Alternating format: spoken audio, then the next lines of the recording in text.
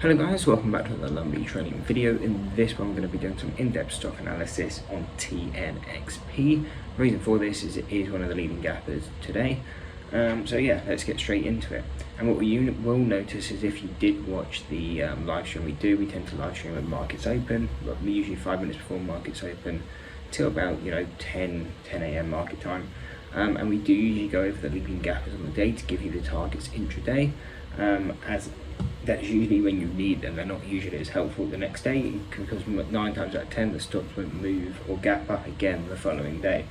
But anyway, to get straight into the analysis, we start off on the 4-hour and the daily charts. We start seeing where are our levels, and really we are quite far away from all our deviations, especially like the first deviation. I mean, that's $7 is the closest one, so from current price of around $3.90, obviously that is around a 80% move. So really these are going to be the key levels if you're looking to kind of start getting short, or like swing short, or where you're looking for the further out targets. Obviously they are quite far away because we're looking for $7, $9.46, kind of $12.50, and obviously these prices are very far away.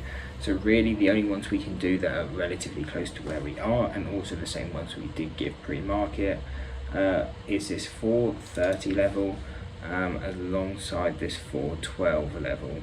Now why are these our two main levels? Well, these are the half deviations, and that's really the only thing we have to go off if there is no deviations close. So yeah, we don't tend to use half deviations, but in the case like on TNXP, if there is no close deviations, this is our only guidance. And you did see intraday, this was kind of, obviously you got a breakout actually out of this level. So if you try the intraday short, depending where your stop was, you may have got stopped out, but then you did see it kind of just sunk straight down to it real quickly, and then yeah, once it broke, usually that's where stocks will stay because it's going to be hard to break past that level once again.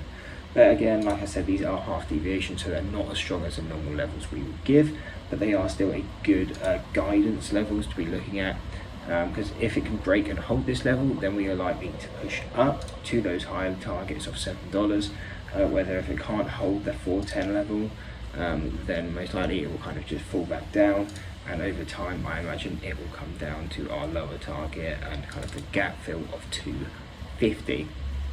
Now again, the main thing is going to be if we can get to either the target, well, to the upside targets, is usually if there's going to be either the catalyst will kind of continue off to tomorrow, or really there's not too much else either. It's just if there's enough hype, if it will push up to those levels, but again that is quite far away, so I wouldn't be too optimistic for hitting that $7 mark.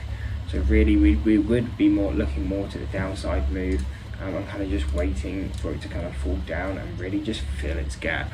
That's probably more of a possible trade or more likely outcome for the TNXP. So in summary, kind of what's my opinion on TNXP? Really, I would be more bearish on it. I think the reason really it's kind of just moved so far today was there was no really other gappers. I mean, really look at our second leading gapper is around 16%. So really there just wasn't too much movement. So I think all eyes on the day trading side were on this stock, so it kind of just pushed it a bit further, but really it wasn't all that good of a stock. And yeah, really just because there wasn't any many gappers, that also leads a lot of day traders to kind of leave early because there isn't really many opportunities in the market, at least on the small cap side of things. So really I would kind of just be quite bearish on this stock. I do think it's just going to go back, fill that gap relatively quick down to around 250. But in the off chance it does carry on increasing, obviously we do have that $7 target. That's where we would start looking to actually short shares. But at this level where it's at 410, I personally wouldn't be holding a short, just because again it's not off a significant level, it's just a half deviation, so it doesn't have as much strength as a normal level that we would usually look to short when trading small cap stocks. So I hope you enjoyed the video and the breakdown on TNXP. If you did, don't forget to drop a like and subscribe. Hope you see you next one, and that's it. Peace. And maybe I'm crazy.